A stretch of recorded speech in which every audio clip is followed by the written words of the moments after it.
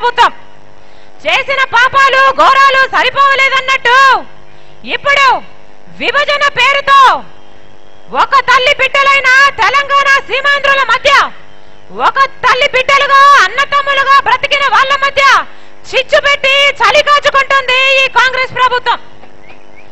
ఒక గొడ్డలి తీసుకుని రెండు ముక్కలుగా నరికినట్టు మన రాష్ట్రాన్ని నరికి కేవలం ఓట్ల కోసము సీట్ల కోసము ఒక్క రాహుల్ గాంధీని ప్రధానమంత్రిని చేసుకోవడం కోసము కోట్ల మంది సీమాంధ్రులకు అన్యాయం చేయడానికి పూనుకుంది కాంగ్రెస్ పార్టీ.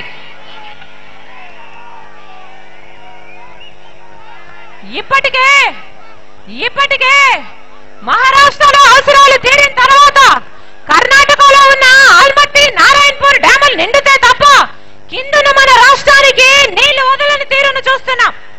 అలాంటిది మధ్యలో ఇంకో రాష్ట్రం వచ్చి కృష్ణ నీళ్లను అడ్డుకుంటే శ్రీశైలం ప్రాజెక్టు గాని నాగార్జున సాగర్ ప్రాజెక్టు గాని నీళ్లు రావు. ఆ రెండు ప్రాజెక్టులు ఎడారైపోతాయి, ఎండిపోతాయి. పోలవరం ప్రాజెక్టుకి జాతీయ హోదా కల్పిస్తామని చెప్తుంది కాంగ్రెస్ పార్టీ. కానీ మధ్యలో ఇంకో రాష్ట్రం వచ్చి గోదావరి నీళ్లను అడ్డుకుంటే పోలవరం ప్రాజెక్టుని ఏ నీళ్లతో నింపుతారు? కాంగ్రెస్ పార్టీ సమాధానం చెప్పాలి. శ్రీకాకుళం నుంచి కుప్పం దాకా సముద్రపు నీరు తప్ప మంచినీరు ఎక్కడా లేదు. అలాంటిది కృష్ణ గోదావరి నీళ్లను అడ్డుకుంటే సీమాంధ్ర అంతా ఒక మహా ఎడారి అయిపోయే ప్రమాదం ఉంది. కాంగ్రెస్ పార్టీ ముందు దీనికి సమాధానం చెప్పాలి. గతంలో హైదరాబాద్ ను తీసేసుకున్నారు, ఇప్పుడు గతంలో మద్రాసును తీసేసుకున్నారు, ఇప్పుడు హైదరాబాద్ ను కూడా సీమాంధ్రులకు దూరం చేస్తామంటోంది ఈ కాంగ్రెస్ పార్టీ. హైదరాబాద్ ఇంతగా అభివృద్ధి చెందింది అంటే దాంట్లో సీమాంధ్రుల కృషి లేదా? వ్యాపారాలన్నీ హైదరాబాద్ లోనే ఉన్నాయి, పరిశ్రమలన్నీ హైదరాబాద్ లోనే ఉన్నాయి, ఉద్యోగాలన్నీ హైదరాబాద్ లోనే ఉన్నాయి. కానీ సీమాంధ్రులకు మటుకు దాంట్లో భాగం లేదు అంటుంది కాంగ్రెస్ పార్టీ. ఇది న్యాయంగా ఉందా? కాంగ్రెస్ పార్టీ సమాధానం చెప్పాలి. మన రాష్ట్రంలో చదువుకున్న ప్రతి విద్యార్థి మొట్టమొదటిగా తన భవిష్యత్తు కోసం చూసేది హైదరాబాద్ వైపు కాదు. అలాంటప్పుడు హైదరాబాద్ మీది కాదు, మీకు దీంట్లో భాగం లేదు, వెళ్ళిపోండి అంటున్నారే. చదువుకున్న విద్యార్థులంతా తమ ఉద్యోగాల కోసమని ఇప్పుడు ఎక్కడికి వెళ్ళాలి? కష్టపడి వారిని చదివించి చెమటోర్చి వారిని చదివించి వారి మీదే ఆశలు పెట్టుకున్న వాళ్ళ తల్లిదండ్రులంతా ఇప్పుడు ఏమైపోవాలి? కాంగ్రెస్ పార్టీ సమాధానం చెప్పాలి. కేవలం 10 ఏళ్లలో హైదరాబాద్ లాంటి రాజధాని కట్టుకొని వెళ్ళిపోండి అంటున్నారే. హైదరాబాద్ ను అభివృద్ధి చేసుకోవడానికి 60 సంవత్సరాలు పడితే కేవలం 10 ఏళ్లలో హైదరాబాద్ లాంటి రాజధాని కట్టుకోవడము ఎలా సాధ్యమవుతుంది అనుకున్నారు? కాంగ్రెస్ పార్టీ సమాధానం చెప్పాలి. ఇప్పటికే మన రాష్ట్ర బడ్జెట్ లో 50% పైగా ఆదాయము కేవలం ఒక హైదరాబాద్ పట్టణం నుంచే వస్తుంది.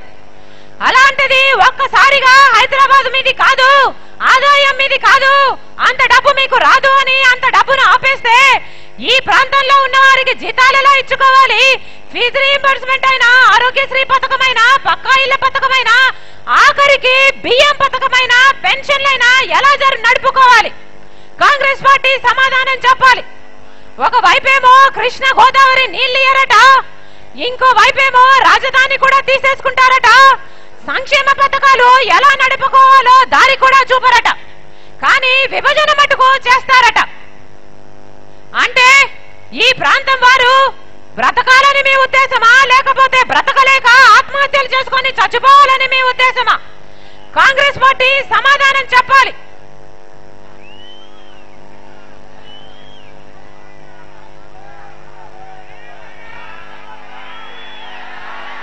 యూపీఏ ప్రభుత్వం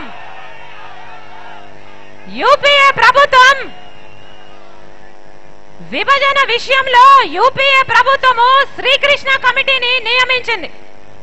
శ్రీకృష్ణ కమిటీ ఏమో నిపుణులతో కూడిన ఈ కమిటీ దాదాపు సంవత్సరం రోజులు కూలంకుషంగా పరిశీలన చేసిన తర్వాత రాష్ట్రాన్ని విభజించడం మంచిది కాదు, మన రాష్ట్రాన్ని ఒక్కటిగానే ఉంచితేనే అన్నిటికంటే మంచి పరిష్కారం అని శ్రీకృష్ణ కమిటీ చాలా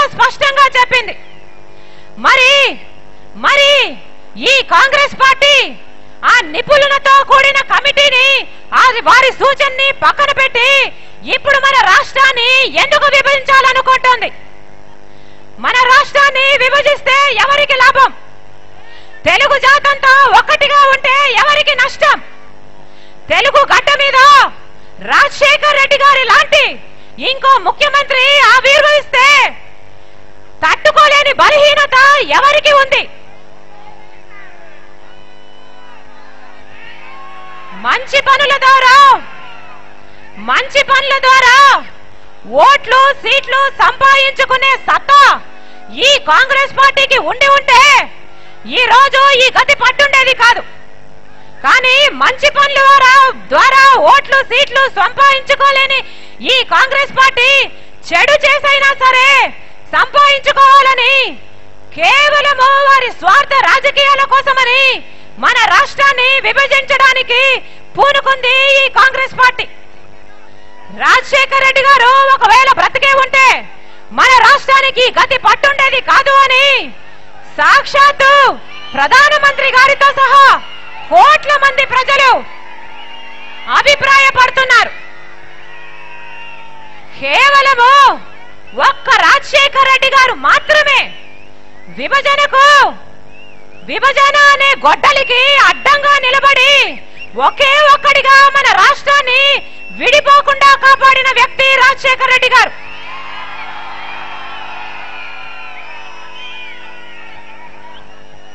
ఎవరికి అన్యాయం జరిగినా సరిదిద్దాలి, అసలు అన్యాయం ఎందుకు జరిగిందో తెలుసుకోవాలి అని రోసయ్య కమిటీని వేశాడు రాజశేఖర్ రెడ్డి గారు. 2009లో టిఆర్ఎస్ దూరం అయిపోతుందన్నా కూడా టిఆర్ఎస్ తెలుగుదేశము పొత్తు కుదుర్చుకున్న 4 పార్టీలు కలిసి ఏకదాటిగా యుద్ధం చేసిన రాజశేఖర్ రెడ్డి గారు ఒకే ఒక్కడిగా నిలబడి ఒంటి చేత్తో పోరాటం చేసి ఆ ఎన్నికల్లో గెలిచాడు.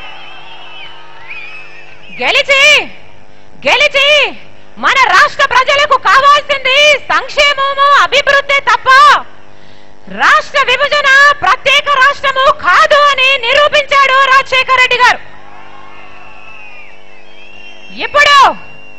ఇప్పుడు అంత సత్తా ఉన్న ముఖ్యమంత్రి గారు మనకు లేకపోబట్టే మన రాష్ట్రానికి ఈ గతి పట్టింది. ఇప్పుడే ఉన్నాడండి ఒక ముఖ్యమంత్రి గారు, పని తక్కువ ప్రచారం ఎక్కువ చేసుకునే ముఖ్యమంత్రి గారు కిరణ్ కుమార్ రెడ్డి గారు ఇప్పుడు మన కర్మ కొద్దీ ముఖ్యమంత్రిగా ఉన్నారు. రాజశేఖర్ రెడ్డి గారు ఈయనను స్పీకర్ గా చేయకపోతే అసలు ఈయన సోనియా గాంధీ గారి కంటికి కనిపించుండేవారే కాదు, ముఖ్యమంత్రి అంతకంటే అయి ఉండేవారు కాదు. కానీ ఆ కృతజ్ఞత ఈ కిరణ్ కుమార్ రెడ్డి గారికి లేదు. అధికారంలోకి వచ్చిన మొదటి రోజు నుంచి రాజశేఖర్ రెడ్డి గారి ప్రతి పథకానికి తూట్లు పెట్టారు. రాజశేఖర్ రెడ్డి గారి ప్రతి ఉద్దేశాన్ని విమర్శించారు. ఏకంగా 32,000 కోట్ల రూపాయలు ప్రజలెత్తిన మోపి వారి రక్తం పిండి కరెంటు ఛార్జీల కింద వసూలు చేస్తున్నాడు. ఆర్టీసీ ధరలను పెంచాడు, గ్యాస్ ధరలను పెంచాడు, వ్యాట్ ట్యాక్సులు, రిజిస్ట్రేషన్ ట్యాక్సులు, ఇది అది అని తేడా లేకుండా ఇంత అంత అని హద్దు లేకుండా ఏది పడితే అది ఎంత పడితే అంత ఈ కిరణ్ కుమార్ రెడ్డి గారు ఛార్జీలు ట్యాక్సులు అంటూ పెంచుకుంటూనే పోయాడు. పేదవాడి పాపము బ్రతుకు భారమైపోయి అప్పుల పాలైపోయి అల్లాడిపోతుంటే తనకు పట్టనట్టే కూర్చొని నించొని చూశాడు కిరణ్ కుమార్ రెడ్డి గారు. ఈ కాంగ్రెస్ పార్టీ మన రాష్ట్రాన్ని చీలుస్తుంది అన్న సంగతి కిరణ్ కుమార్ రెడ్డి గారికి ఎప్పుడో తెలుసు. అయినా అడ్డు చెప్తే ఈయన పదవి ఎక్కడ ఊడిపోతుందోనని అడ్డు చెప్పలేదు. ఆఖరికి దిగ్విజయ్ సింగ్ గారు మన రాష్ట్రాన్ని చీలుస్తున్నామని రెడ్డి గారు, మన రాష్ట్రంలో కోట్ల మంది ప్రజలకు అన్యాయం జరుగుతుంటే ముఖ్యమంత్రిగా వారి పక్షాన నిలబడాల్సింది పోనిచ్చి జిష్టి బొమ్మలాగా నిల్చొని ఏమీ చేతగాని వాడిలాగా నిల్చొని చూశాడు తప్ప ఏమీ చేయలేదు ఈ ముఖ్యమంత్రి. జూలై నెలలోనే ఈయన రాజీనామా చేసేస్తుంటే అసలు ఈ విభజన ప్రక్రియ ఏ రోజు దిగ్విజయ్ సింగ్ గారు మొదలు పెట్టారో ప్రకటించారో అదే రోజు ఈ విభజన ప్రక్రియ ఆగిపోయేది కూడా. కానీ ఈ ముఖ్యమంత్రి గారికి పదవి మీదున్న మోజు అలాంటిది. అసలు సొంతంగా కష్టపడి సంపాదించుకున్న పదవి కూడా కాదు ఈయనకి. అనుకోకుండా వచ్చిన పదవి కదా. అందుకనే ఈయన ఈ పదవి వదులుకోవాలి అంటే పాపం ప్రాణాలు వదులుకున్నంత కష్టము మన ముఖ్యమంత్రి గారికి. చేసిన న్యాయమంతా చేసేసి, చేయాల్సిన న్యాయమంతా చేసేసి మళ్ళీ ప్రజలు ఈయనని ఎక్కడ నిలదీస్తారోనని ప్రజలు అడగాల్సిన ప్రశ్నలన్నిటినీ మళ్ళీ ఈయన ప్రజల్నే అడిగాడంటే ఈయనకు ఎన్ని తెలివితేటలున్నాయనుకోవాలి. ఢిల్లీలో ఒక మాట చెప్తాడు, ఇక్కడ ఒక మాట చెప్తాడు, అంతా గారిడి చేస్తాడు అని కాంగ్రెస్ పార్టీ వాళ్ళే ఆయన గురించి చెబుతారు. ముఖ్యమంత్రి హోదాలో ఉండి కూడా తెరచాటున రాజకీయం చేస్తానంటాడు ఈ ముఖ్యమంత్రి. పదవిలో ఉండి ధైర్యంగా ముందడుగు వేసి ఏమీ చేయలేని ఈ వ్యక్తి తెరచాటు రాజకీయం చేస్తాడట. దాన్ని నమ్మి కాంగ్రెస్ పార్టీ వాళ్ళకు ఈయన భజన చేస్తారట. ఇది ఈ కాంగ్రెస్ పార్టీ తీరు. మన కర్మ కొద్దీ ఈ రోజు పాలకపక్షం ఇలా ఏడుస్తే ఇంకో పక్క ప్రధాన ప్రతిపక్షం తెలుగుదేశం పార్టీ మన చంద్రబాబు గారు, ఆయన కూడా ఏమీ చలనం లేకుండా కోట్ల మంది ప్రజలకు అన్యాయం జరుగుతున్నా కళ్ళార్పకుండా చూస్తూ నిల్చున్నారు. ఎలా చలనం ఉంటుంది? అసలు ఈ విభజనకు కారణమే చంద్రబాబు గారు. చంద్రబాబు గారు తెలంగాణ ఇచ్చేసుకోండి అని ఒక బ్లాంక్ చెక్ లాగా తెలంగాణకి అనుకూలంగా లేఖను రాసి ఇచ్చేశాడు చంద్రబాబు గారు. ఇది అదే 18 అక్టోబర్ 2008. దీంట్లో ముఖ్యమైన పాయింట్ ఏమిటంటే తెలుగుదేశం పార్టీ తరఫున మేమందరము కూర్చొని చర్చించుకున్నాక మా కోర్ కమిటీ మీటింగ్ లో మేము అంగీకరించిన విషయం ఏమిటంటే తెలంగాణ అనే రాష్ట్రం ఏర్పడాల్సిందే, తెలంగాణని ఇచ్చేయాల్సిందే అని చంద్రబాబు గారు స్వయంగా సంతకం పెట్టి కేంద్రానికి రాసిచ్చిన లేఖ ఇది.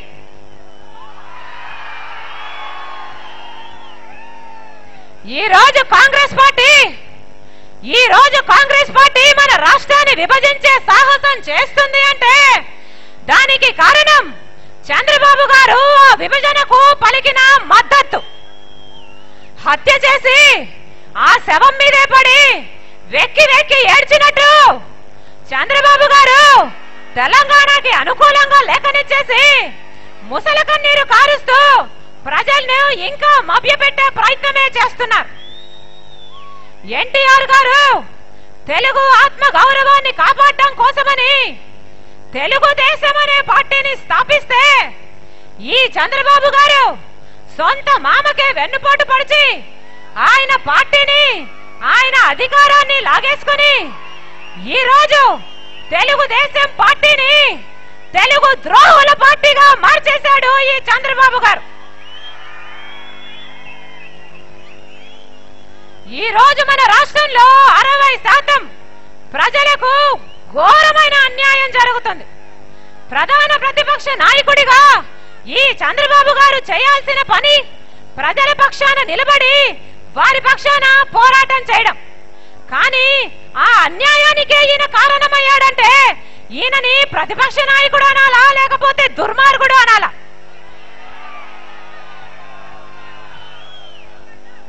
దిగ్విజయ్ సింగ్ గారు వచ్చి మీ రాష్ట్రాన్ని చీలుస్తున్నాము అని ప్రకటన చేస్తే ఈయన గారు ప్రెస్ మీట్ పెట్టి ప్రజలకు, కోట్ల మందికి ప్రజలకు జరుగుతున్న అన్యాయం గురించి ఒక్క మాట కూడా మాట్లాడకుండా 4 లక్షల కోట్లకి హైదరాబాద్ ని అమ్మకానికి పెట్టేశాడంటే ఇంతకు మించిన ద్రోహము, ఇంతకు మించిన దుర్మార్గము ఇంకొకటి ఉంటుందా? తెలుగుదేశం పార్టీతో సహా 5 పార్టీలు విభజనకి అనుకూలమని చెబితే 3 పార్టీలు వైఎస్ఆర్సీపీ, ఎంఐఎం, సిపిఎం విభజనకు అనుకూలమని ఎప్పుడూ చెప్పలేదు. చంద్రబాబు గారికి ఏ మాత్రం చిత్తశుద్ధున్నా, ఏ మాత్రం నిజాయితీ మిగులున్నా ఇప్పటికైనా నా వల్ల తప్పైపోయింది అని చంపలేసుకొని కోట్ల మంది ప్రజలకు క్షమాపణ చెప్పి నేను కూడా విభజనకి వ్యతిరేకమే అని ఈ 3 పార్టీల పక్షాన 4వ పార్టీగా నిలబడాలి. ఇందుకు నిరసనగా జరుగుతున్న అన్యాయానికి నిరసనగా తను తన ఎమ్మెల్యేలు తన ఎంపీలు రాజీనామా చేయాలి. తెలంగాణకి తన అనుకూలంగా ఇచ్చిన లేఖను వెనక్కి తీసుకోవాలి. అంతవరకు చంద్రబాబు గాని తెలుగుదేశం పార్టీ నాయకులు గాని సీమాంధ్రలో అడుగు పెట్టడానికి వీల్లేదని ప్రజలంతా వాళ్ళని తరిమి కొట్టాలి. చేసిందంతా చంద్రబాబు గారు చేసి ఇప్పుడు చంద్రబాబు గారు అంటారు విభజనకు కారణము రాజశేఖర రెడ్డి గారట. స్వయంగా ప్రధానమంత్రి గారే రాజశేఖర రెడ్డి గారు బ్రతుకుంటే మీ రాష్ట్రానికి గతి పట్టుండేది కాదు అంటుంటే, ఇంకో వైపు తెలంగాణకి అనుకూలంగా లేఖనిచ్చింది చంద్రబాబు గారైతే రాజశేఖర రెడ్డి గారు కారణమని అబద్ధాలు చెప్తున్నారంటే ఈ చంద్రబాబు గారికి అసలు మనస్సాక్షి లేదనుకోవాలా, లేకపోతే ఈయన ఒంట్లో ప్రవహించేది మానవ రక్తం కాదనుకోవాలా? చంద్రబాబు గారు కళ్ళు ఆర్పకుండానే ఎన్ని అబద్ధాలైనా చెప్పగలరు. అందుకే రాజశేఖర రెడ్డి గారు ఈయన అబద్ధాల గురించి ఒక మాట అనేవారు. చంద్రబాబు గారికి ఒక మునీశ్వరుడు శాపం ఉందట. చంద్రబాబు గారు ఏ రోజైతే ఒక్క నిజం చెప్తారో ఆ రోజు చంద్రబాబు గారి తల 1000 ముక్కలైపోతుందట. అందుకనే పాపము చంద్రబాబు గారు ఎప్పుడూ నిజాలు మాట్లాడరు. మన కర్మ ఏమిటంటే ఒక పక్కేమో ఓట్ల కోసము సీట్ల కోసము తెలంగాణను తామే ఇచ్చామన్న క్రెడిట్ కోసము కోట్ల మంది ప్రజలకు అన్యాయం చేయడానికి పూనుకుంది కాంగ్రెస్ పార్టీ. ఇంకో పక్కేమో కోట్ల మంది ప్రజలకు అన్యాయం జరుగుతున్నా ఓట్ల కోసము సీట్ల కోసము క్రెడిట్ తనకు రాకుండా పోతుందేమోనని చంద్రబాబు గారు నోరు విప్పటం లేదు. కాంగ్రెస్ టీడీపీ పార్టీలు కలిసి మన రాష్ట్రాన్ని నాశనం చేయడానికి పూనుకున్నాయి. కోట్ల మంది ప్రజలకు తీరని అన్యాయం చేస్తున్నాయి. తరతరాలు క్షమించలేని ఘోర పాపం చేస్తున్నాయి. మా ఓట్లు దండుకొని మా కళ్ళే పొడుస్తారా, మా బ్రతుకులే బుగ్గిపాలు చేస్తారా అని ఈ రోజు సీమాంధ్రలో కోట్ల మంది ప్రజలు ఈ కాంగ్రెస్ పార్టీని నిలదీస్తున్నారు. తెలుగు తల్లి శోకం పెడుతున్నా ఈ కాంగ్రెస్ పార్టీకి వినిపించడం లేదు. తమ భవిష్యత్తు కోసము తమ పిల్లల భవిష్యత్తు కోసము కోట్ల మంది ప్రజలు అల్లాడిపోతున్నా ఈ కాంగ్రెస్ పార్టీకి కనిపించడం లేదు. రైతులు, కార్మికులు, ఉద్యోగస్తులు, వ్యాపారస్తులు, విద్యార్థులు, మహిళలు సైతం ఈ రోజు వారి పనులు మానుకొని వారి వ్యాపారాలు మానుకొని వారి చదువులు మానుకొని వారి లాభాలు వదిలేసుకొని కోట్ల మంది ప్రజలు రోడ్ల మీదకి వచ్చి ఆందోళనలు చేస్తుంటే ఎన్జిఓ సభ్యులైతే ఊరులోనూ ఉద్యమాలు చేస్తున్నారు.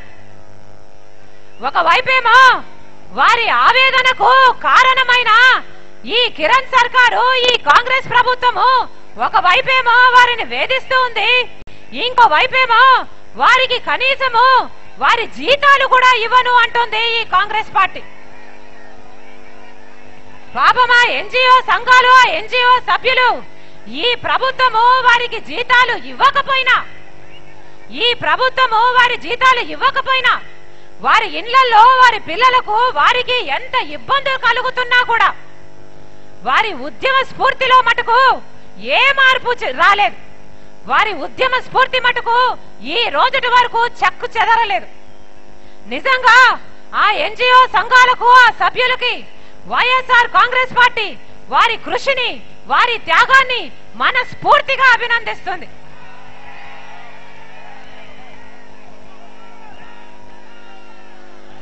ఈ కాంగ్రెస్ సర్కార్ని ఈ కాంగ్రెస్ ప్రభుత్వాన్ని వైఎస్ఆర్ కాంగ్రెస్ పార్టీ గట్టిగా డిమాండ్ కూడా చేస్తుంది.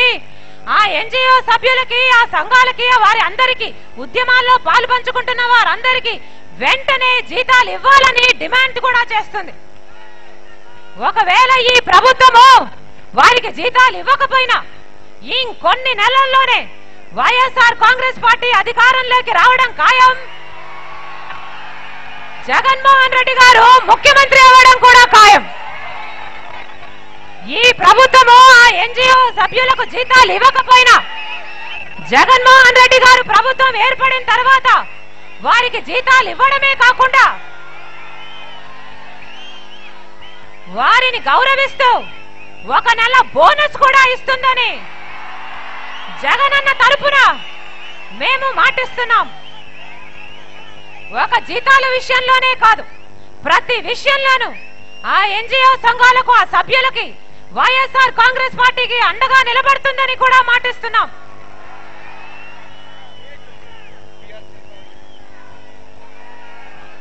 హఠాత్తుగా ఏ పరిష్కారము చూపించకుండా కాంగ్రెస్ పార్టీ మన రాష్ట్రాన్ని చీలుస్తున్నాము అని ప్రకటించిన వెంటనే, ఆ సంకేతాలు పంపించిన వెంటనే వైఎస్ఆర్ కాంగ్రెస్ పార్టీకి చెందిన అంతమంది నాయకులు రాజీనామాలు చేశారు. గౌరవ అధ్యక్షురాలు విజయమ్మ, అధ్యక్షుడు జగన్మోహన్ రెడ్డి గారు కూడా రాజీనామాలు చేశారు. తమ వంతు పోరాటంగా నిరాహార దీక్షలు చేశారు.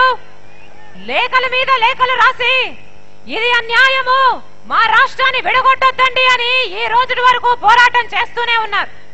కానీ ఎంతమంది కాంగ్రెస్ టీడీపీకి చెందిన నాయకులు, ఎంపీలు, ఎమ్మెల్యేలు రాజీనామాలు చేశారు. వైఎస్ఆర్ కాంగ్రెస్ పార్టీ రాజీనామా చేసినప్పుడే వీళ్ళందరూ కూడా రాజీనామాలు చేస్తుంటే ఈ రోజు మన రాష్ట్రంలో జరుగుతున్న అన్యాయాన్ని దేశమంతా తిరిగి చూసుండేది. కాంగ్రెస్ పార్టీ తమ నిర్ణయాన్ని మార్చుకునేలా ఒత్తిడి పెరుగుండేది. ఈ విభజన ప్రక్రియ కూడా ఆగిపోయిండేది. కానీ పదవి మత్తులో మునిగి తేల్తున్న ఈ కాంగ్రెస్ టీడీపీ నాయకులకి ఓట్లేసిన ప్రజల కంటే తమ పదవులే ముఖ్యమని మళ్లీ నిరూపించుకున్నారు. వైఎస్ఆర్ కాంగ్రెస్ పార్టీ మొట్టమొదటి నుంచి ఒకే మాట చెప్పింది, ఏ ఒక్క ప్రాంతానికి అన్యాయం జరగకుండా ఒక కన్న తండ్రిలాగా ఆలోచన చేయాలి. ఆ ఆలోచన మీరు ఎలా చేస్తారో, మీ ఉద్దేశం ఎలా ఉందో ముందు అందరినీ పిలవండి, చర్చలు జరపండి అని పదే పదే చెప్పింది, లేఖలు రాసింది. కానీ ఈ కాంగ్రెస్ పార్టీ ఇది ప్రజాస్వామ్య దేశమన్న సంగతి కూడా మర్చిపోయి వ్యవహరించింది. అందుకే ఈ కాంగ్రెస్ పార్టీకి మళ్లీ చెబుతున్నాం, న్యాయం చేసే సత్తా మీకు లేకపోతే విభజించే హక్కు మీకు ఎక్కడుంది? న్యాయం చేయటం మీకు చేత కాదని తేలిపోయింది కనుక మన రాష్ట్రాన్ని యథాతథంగానే ఉంచాలని వైఎస్ఆర్ కాంగ్రెస్ పార్టీ డిమాండ్ చేస్తోంది. న్యాయం చేయటం మీకు చేత కాదని తేలిపోయింది కనుక మన రాష్ట్రాన్ని సమైక్యంగానే ఉంచాలని వైఎస్ఆర్ కాంగ్రెస్ పార్టీ డిమాండ్ చేస్తోంది. కోట్ల మంది ప్రజలకు న్యాయం జరుగుతుంటే జగన్మోహన్ రెడ్డి గారు చేతులు కట్టుకొని కూర్చోరు. కోట్ల మంది ప్రజల తరఫున వైఎస్ఆర్ కాంగ్రెస్ పార్టీ జగనన్న నాయకత్వంలో వెనకడుగు వేయకుండా ఎందాకైనా పోరాటం చేస్తూనే ఉంటుందని, ప్రజల పక్షాన ఎల్లవేళలా నిలబడి ఉంటుందని మీకు మాటిస్తున్నాం. తన నిర్బంధంలో ఉండి కూడా 16 నెలలుగా అన్యాయంగా తను నలిగిపోతూ ఉండి కూడా తనకొచ్చిన కష్టాన్ని పక్కన పెట్టి కోట్ల మంది ప్రజలకు వచ్చిన కష్టానికి చెల్లించిపోయి జగన్మోహన్ రెడ్డి గారు చిత్తశుద్ధితో వారం రోజులు నిరాహార దీక్ష చేశాడు జైల్లోనే. అందుకే ఈ రోజు గర్వంగా చెప్పుకోగలం, జనంలో ఉన్న, జైల్లో ఉన్న జగనన్న జననేతే. బయటే ఉన్న ఈ కాంగ్రెస్ టీడీపీ నాయకులు దొంగలే, ద్రోహులే. విలువలతో కూడిన రాజకీయాలు చేసే దమ్ము, ధైర్యము ఈ కాంగ్రెస్ టీడీపీ నాయకులకు లేకే కుట్రలు పన్ని అబద్ధపు కేసులు పెట్టి సిబిఐని ఉసిగొల్పి జగనన్నను జైలు పాలు చేశారు. కానీ బోనులో ఉన్న సింహము సింహమే. ఉదయించే సూర్యుడిని ఎవ్వరూ ఆపలేరు, జగనన్నను కూడా ఎవ్వరూ ఆపలేరు. ఆపటము ఈ కాంగ్రెస్ టీడీపీ నాయకుల తరం కాదు. ఒక రోజు త్వరలోనే వస్తుంది. ఆ రోజున జగనన్న వచ్చి మనందరినీ రాజన్న రాజ్యం స్థాపించే దిశగా తప్పకుండా నడిపిస్తాడు. ఆ రోజు వచ్చేంత వరకు మీరందరూ జగనన్నను ఆశీర్వదించాలని, వైఎస్ఆర్ కాంగ్రెస్ పార్టీని బలపరచాలని, వైఎస్ఆర్ కాంగ్రెస్ పార్టీ నాయకులకు అండగా నిలబడాలని మా ప్రార్థన. మీ పనులు మానుకొని మా కోసం సమయం చేసుకొని వచ్చినందుకు, అమ్మా మీకు అండగా మేమున్నాం తల్లి, నువ్వు భయపడొద్దు అని మీరు చెబుతున్నందుకు, మీ ప్రేమకు, మీ అభిమానానికి, మీ ఆప్యాయతకు, మీ అనురాగానికి శిరస్సు వంచి చేతులు జోడించి మనస్ఫూర్తిగా కృతజ్ఞతలు తెలుపుకుంటున్నాం.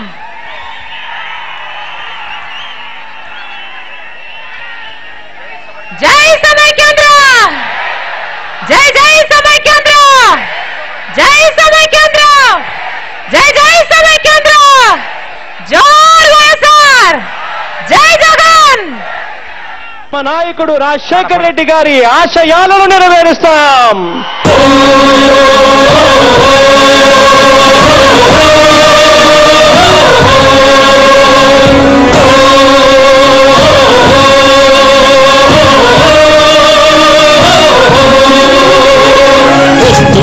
వస్తున్నాయి వస్తున్నాయి అవిగో జగన్నాథ రథ చక్రాలు వస్తున్నాయి విగో. వస్తున్నాయి వస్తున్నాయి వస్తున్నాయి అవిగో జగన్నాథ రథ చక్రాలు వస్తున్నాయి విగో. దూసుకుంటూ తోసుకుంటూ ప్రజల బాధ మోసుకుంటూ ప్రేమలు పెనవేసుకుంటూ ప్రమాణాలు చేసుకుంటూ చరిత తిరగ రాసుకుంటూ మరో ప్రజా ప్రస్థానం సాగించుటకై మహానేత ఆశయాలు సాధించుటకై వస్తున్నాయి వస్తున్నాయి వస్తున్నాయి అవిగో జగన్నాథ రథ చక్రాలు వస్తున్నాయి విగో.